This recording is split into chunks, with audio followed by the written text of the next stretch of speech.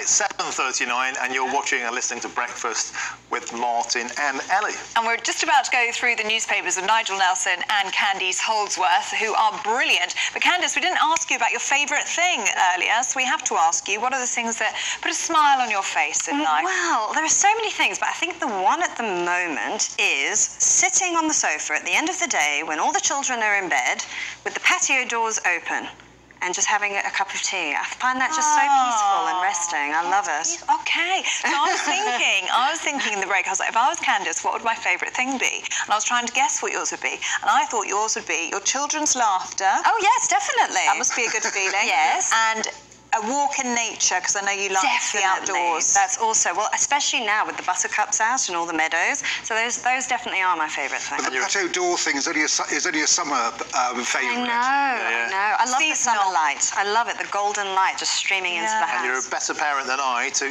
at the end of that kind of a day, turn to a cup of tea and not something that's a tad more medicinal. Yeah, something a bit stronger. Well, Candice, that's a lovely one. That's a lovely thing. Do keep your favourite things coming in. We're really enjoying reading them this morning, so do keep them coming in. gbnews@gbnews.com.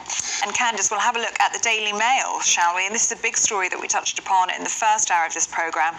The trust in the police is now hanging by a thread. Yeah, so this is a story in the Mail.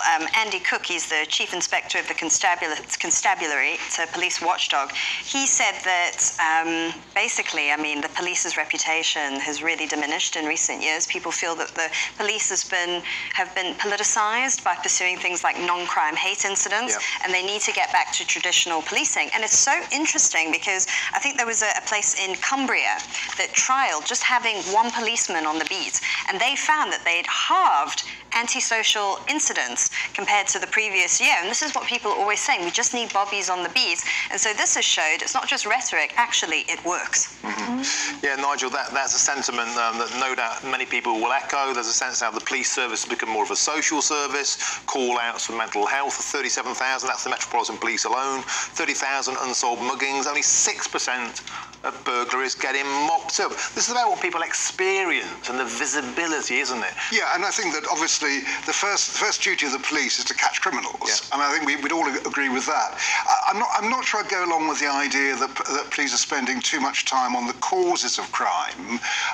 If you take things like the experiment they did in Glasgow for gang-related violence, that by understanding what made people join gangs, they were able to reduce the number who carried weapons by over 50%. But they also were really tough on stop and search, and it was if you screw up, you're in jail. So they were also tough. That's right. It was the original tough on crime, tough on the causes of crime. But I think that when police are designing initiatives like that, they do need to actually look at what causes it. Yeah, and it's got people going on the views here. Just a quick couple of views. Leon in Northampton says, when they purged experienced police staff and replaced them with university replicants, we lost the grit, knowledge and experience judgments from the front line. A lot of people have been saying that sort of thing. Candice, they want a return to, if you like, we used to have veterans, we used to have people from the armed services. Now we're getting wet behind the ears graduates. Well, this is the problem, and people say they sort of have their own biases and prejudices that come from having gone through the university system, whereas in the past you get people who are a bit more streetwise, a bit more down to earth. I think that they are trying, they're aware now of how they're perceived, and they are trying to change it, like for instance doing fewer mental health checks. My only concern with that though is, does the NHS or healthcare providers have the capacity to take over that? You know, someone's in mental distress. I mean, often the family does need help, and what's going to happen in that regard? Because we know that psychiatric services aren't, I mean, that there's just not enough to go around, and people can be on waiting lists for a long time. I also wonder if the physical shape of coppers has changed, because I'm no spring chicken, but I'm pretty sure I could out-sprint most coppers that I see knocking around my area.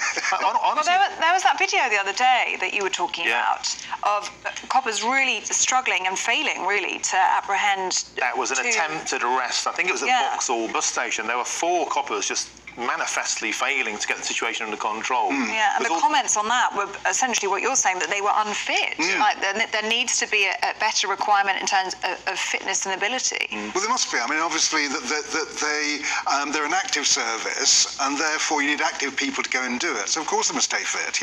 And what do you think about cases such as Carrick and Cousins?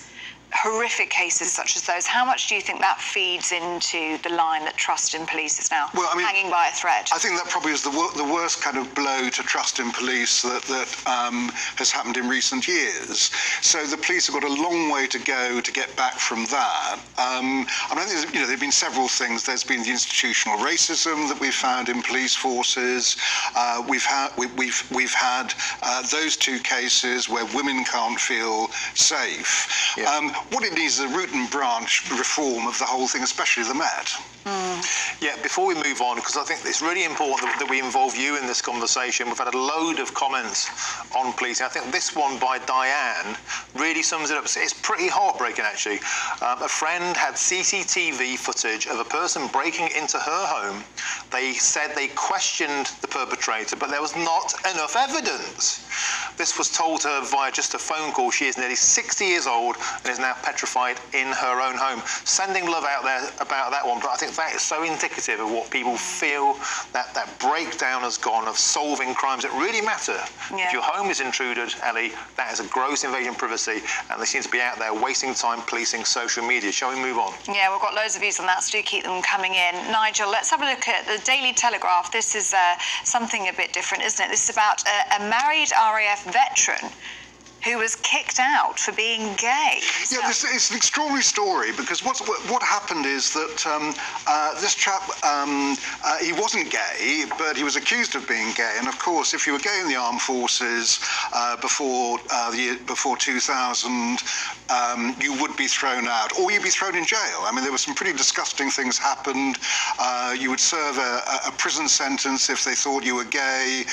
There were these disgusting ceremonies where they ripped off your insignia and denied you medals. Anyway, this is Corporal Sean Walsh, and he's been trying to claim compensation for this because he had to leave after 10 years service.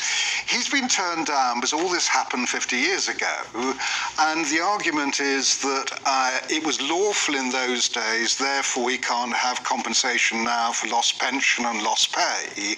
Why I find this extraordinary is there is an inquiry going on at the moment to talk about what reparations should be given to LGBT veterans who were kicked out of the armed forces purely for being gay. This was overturned by the European Court of Human Rights back in 2000. Now they can serve in the armed forces. They send contingents to pride marches now. So it's extraordinary that this man couldn't get any kind of redress because this was so far back. I think it's interesting, and of course that's wrong. Hopefully this is an attitude from a bygone era. But Candice, just briefly, isn't this though an indication that now the response is, well, let's send officers on pride marches? Isn't that the same problem we have with the policing? It's become, have we gone too far the other way? It's now the police force, the armed force have become so politicised, such an activist area. Have we gone too far the other way? I think, true progress will be achieved when it's just not something you feel you have to comment at all. I mean, it's just the most normal thing in the world that someone's in a same-sex relationship, and we don't even really need to mark it in any way. I'm just glad that in our generation, we don't even think about such things. You can be gay and have children. People, it's all just very conventional now, and I feel very fortunate that I live in a time where it is like that. Yeah, here's that. Look, we only got through a couple of stories there, but they were meaty ones. I think it's worth every now and then to really dwell on them and also involve the viewers because they're great topics. Nigel, Candice, you've been fantastic. See you again.